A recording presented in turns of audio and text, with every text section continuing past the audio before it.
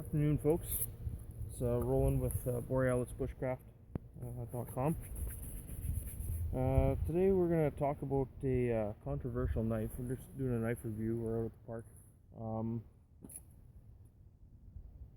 Our fire hazards are really high out here today, so I figured I can't have a campfire, so I'm going to have a knife review. Anyway, back to the case in point.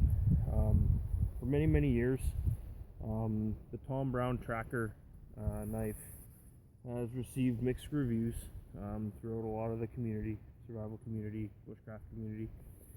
Some people love it, some people hate it. And I don't know if that's overly because of it was used in the movie The Hunted, that Tom Brown did the consulting on for the survival scenarios. But who knows, whatever. It doesn't really matter.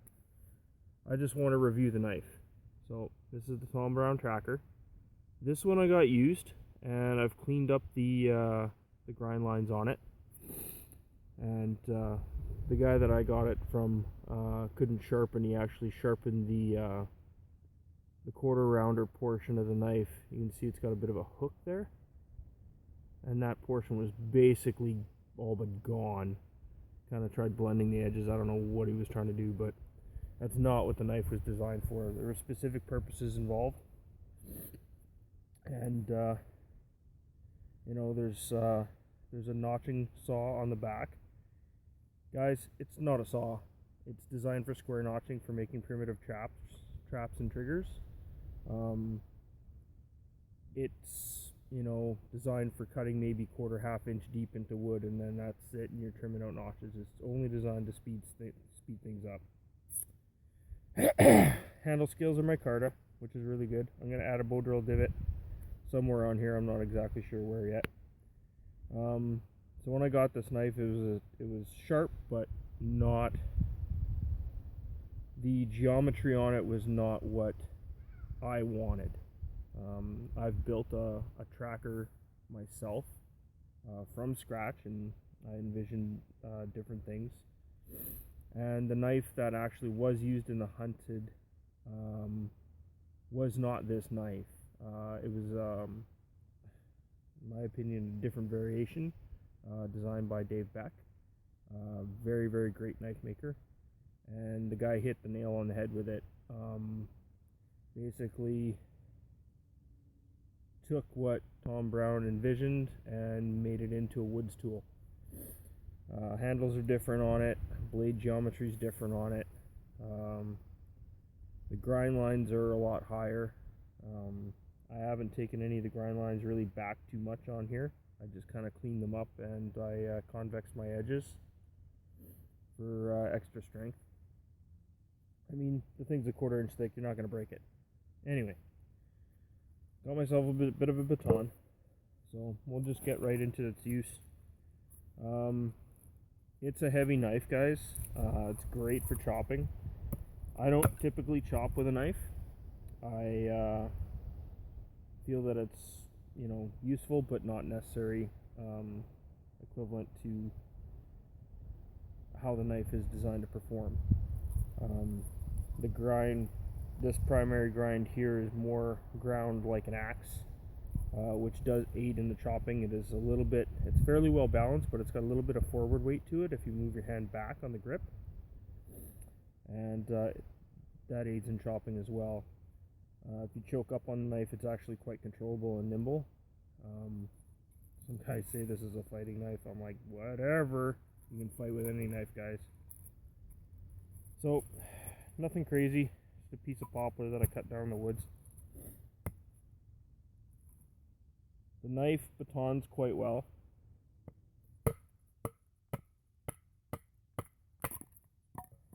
So when you're splitting wood or breaking into dry wood for campfire, it'll do that quite well.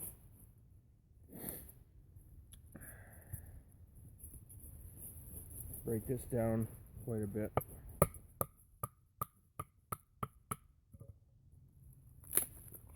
And guys, when you're batoning, you don't have to baton through the whole bloody log. You get it to a point where the split is started and where it's going to basically blow apart on its own, and then you just give the knife a bit of a twist and pop it free, and it just splits out. So one of the things for a living that I like to be able to do is be able to carve out a bow drill set. So we're just going to make a kind of a quick hearth board here, nothing fancy. The nice part about having the axe grind is now gives me the ability to hew wood into planks. So, and in doing that, you make a series of small cuts, going up, and then you start at the top and break them all off.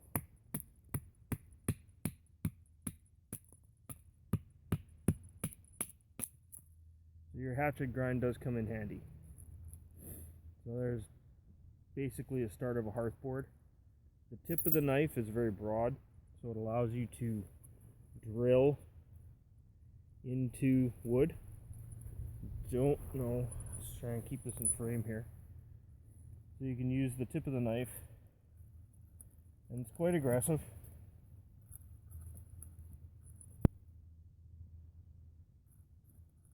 Always palm the end of your knife when you're doing this, guys. Alleviates your hand slipping down. You never want to just drill like this.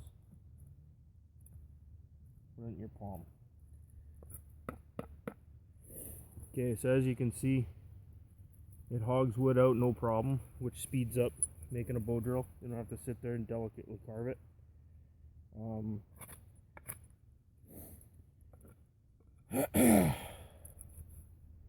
I like to square off my edges. Pop it out, nothing fancy. Now I got a square edge to work with. This radius here actually aids quite well in putting in the crook of your knee. We're using the draw knife and kind of in reverse to hog off material for making things straight.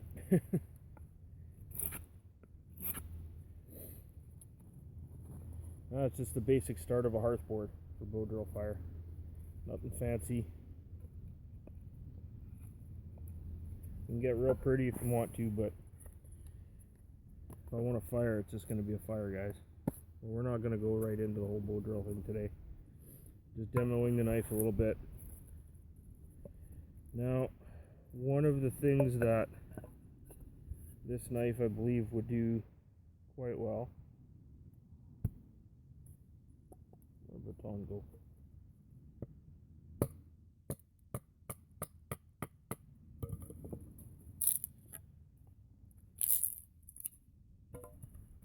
Is making tinder for a fire.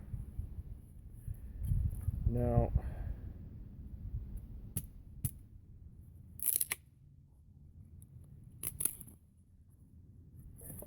like again, guys, this is popular. It's nice and straight grained. Not all wood's feather. Most of us know this. However, a lot of guys try and use this to do a bunch of fine carving, and you can do that. But if you want to make feather sticks with a tracker, the best thing to do is peel the curls. So I'm going to invert this so you hopefully can see. Kind of anchor it and draw the knife towards you. See how that produces really nice curls, usually quite tight. That's the function of that quarter rounder, guys. It also adds a lot of control to your carving.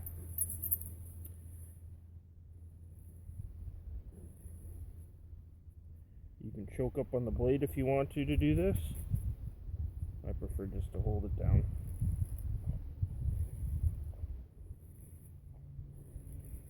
This knife will rip curls.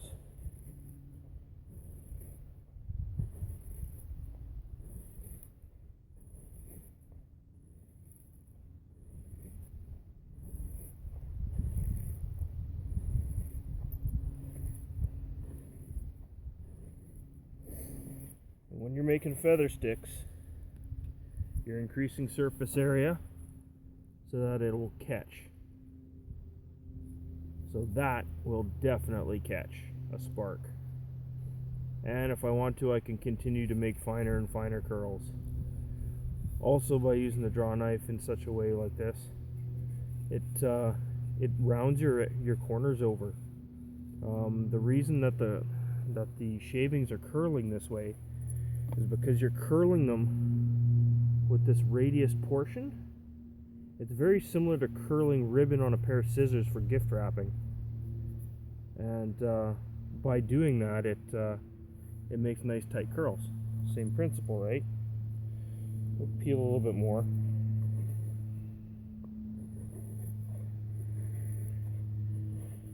But the other added benefit to having that quarter rounder in there is a lot of guys that do primitive bow making, they use the draw knife portion here, this section in here, as a draw knife for tillering the limbs of the bow, which it does quite well. That's why it's about 2 1/4 inches long, this section. So in doing so, it allows them to get the limbs nice and flat and remove material off of the bow in a very controlled manner. The quarter rounder, if you were making arrows, allows you to actually smooth out your arrows. You can use it like a scraper. So basically we have something here that starts out, that's got some square corners on it. This is a bit of an extreme example, but if I want to carve those corners off,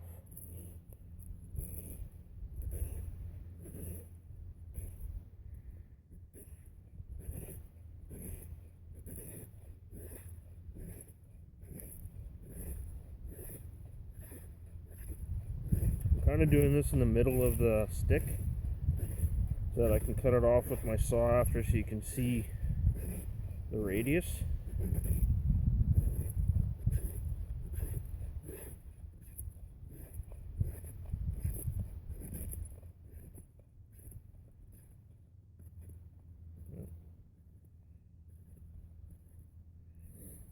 Kind of skippy there for a second.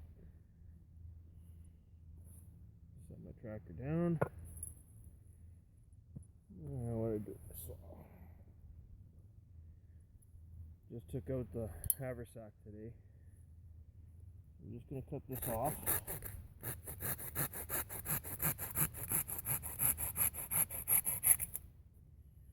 More kindling.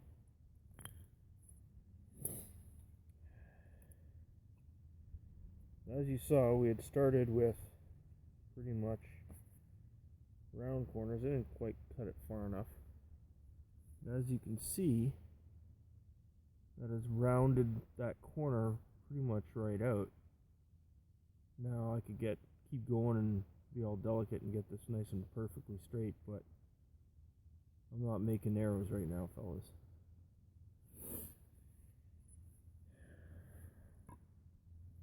It's a time-consuming project, and I'm not that bored. Anyway, so that's another primary function of the tracker. So, makes wicked kindling, allows you to make round corners, allows you to drill, allows you to split your wood, and it allows you to chop. Now the saw portion here, we're going to go back on to, use this stick, I guess, get rid of some of the spark. You can also scrape your wood like with any other knife, fellas.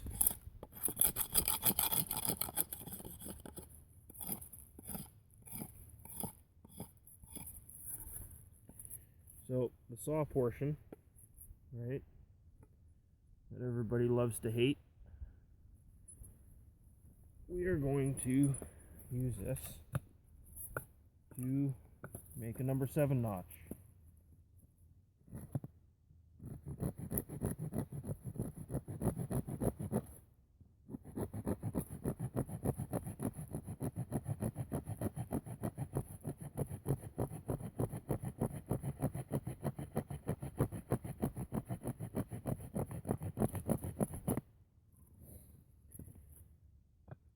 So for notching, you can see that it does cut out a notch quite well. Whoops. I'll chip my blade on any stones that are around here. Now I can use detailed carving, the draw knife section.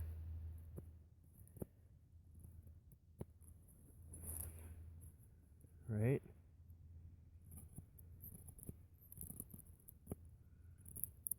To take that out.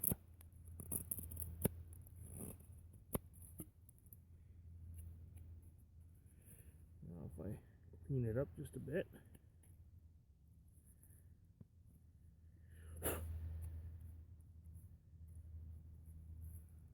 Now I have my number 7 notch. Okay.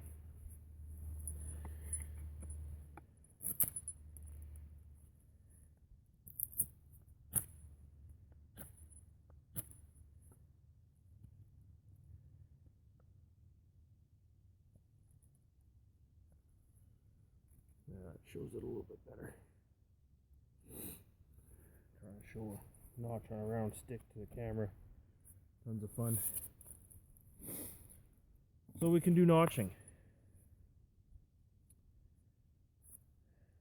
So,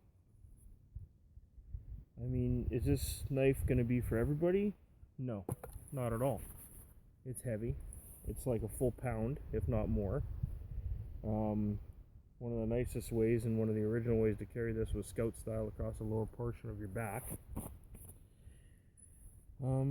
But, you know, like, you can wear it on a dangler system. You can, you know, a lot of guys will carry this as a pack knife.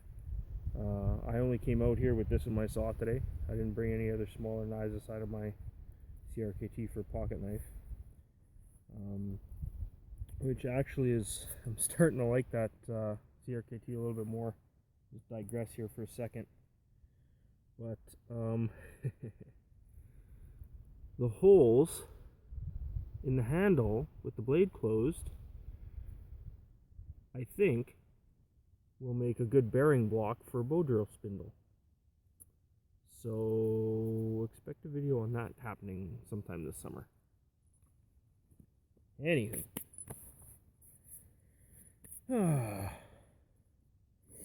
So can you feather stick with this in the traditional manner? Yeah, sure you can.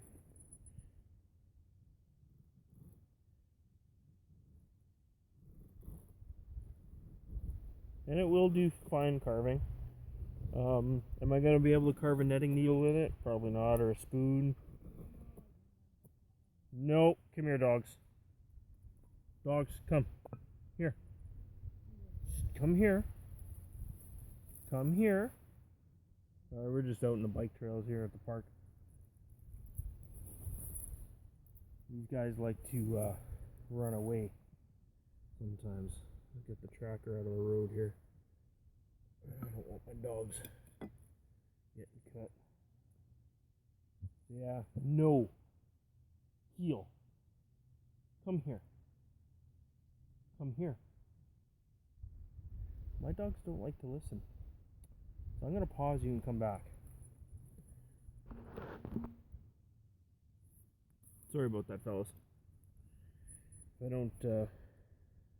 I don't get on them, they tend to chase down the guys on the mountain bikes, which can be disastrous.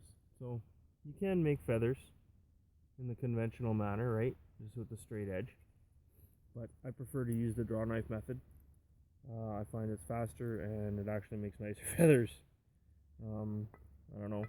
You guys be the judge here. What's going to light up quicker, right? So, as I said, you know, we're not making a fire or nothing today, so no GITV for you. Are basically pretty much all over Manitoba right now. We have a fire ban in effect, and yeah, with everything that's happened out in Fort McMurray, and the fires that are in Whiteshell and Nopalming right now.